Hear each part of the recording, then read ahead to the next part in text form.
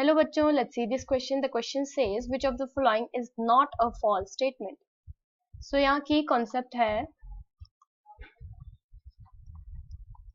Blood clotting.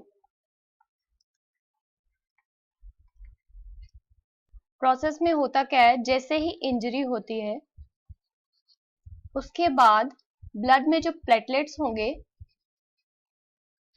वो कुछ factors को एक्टिवेट कर देंगे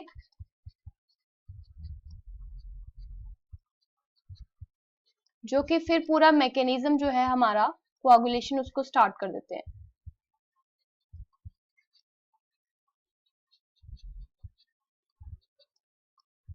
सबसे पहले जो टिश्यू फैक्टर यहाँ पे एक्टिवेट होगा दैट इज थ्रोम्बोप्लास्टिन. और थ्रोम्बोप्लास्टिन क्या करेगा, आगे थ्रोम्बोकाइनेस को एक्टिवेट करता है. फिर ये थ्रोम्बोकाइनेस रिस्पॉन्सिबल है प्रोथ्रोम्बिन को, ये कन्वर्ट करेगा इनटू थ्रोम्बिन. और ये थ्रोम्बिन फर्दर रिस्पॉन्सिबल है for the conversion of fibrinogen into insoluble form that is fibrin.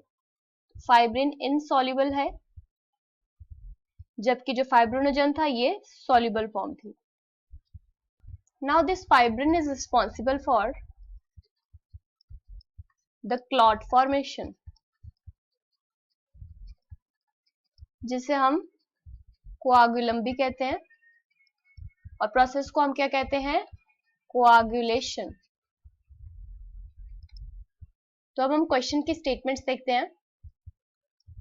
First statement है fibrins are formed by the enzyme prothrombin. तो फाइब्रिन्स बनते हैं from fibrinogen by the activity of thrombin enzyme. तो ये option हमारा incorrect हो जाता है. सेकेंड स्टेटमेंट है prothrombin are formed from thrombin. तो ये स्टेटमेंट हमारी इनकरेक्ट हो जाती है क्योंकि प्रोथ्रोम्बिन से आगे थ्रोम्बिन बनता है, ना कि थ्रोम्बिन से प्रोथ्रोम्बिन, है ना. ये इनएक्टिवेटेड फॉर्म होगी जबकि ये एक्टिव फॉर्म होगी. थर्ड स्टेटमेंट है thrombokinase is required for the conversion of thrombin into prothrombin.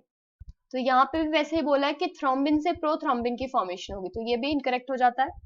Last statement है एन इंजरी और a trauma stimulates the platelets in the blood to release certain factors which activate the mechanism of coagulation. तो ये statement हमारी correct हो जाती है क्योंकि injury से प्लेटलेट्स एक्टिवेट होते हैं जिससे फर्दर फैक्टर्स एक्टिवेट होंगे और हमारा कोआगुलेशन का मैकेनिज्म आगे फर्दर प्रोसीड करेगा. तो ये स्टेटमेंट हमारी करेक्ट हो जाती है. So the final answer is option D. Hope you understood it well. Best of luck.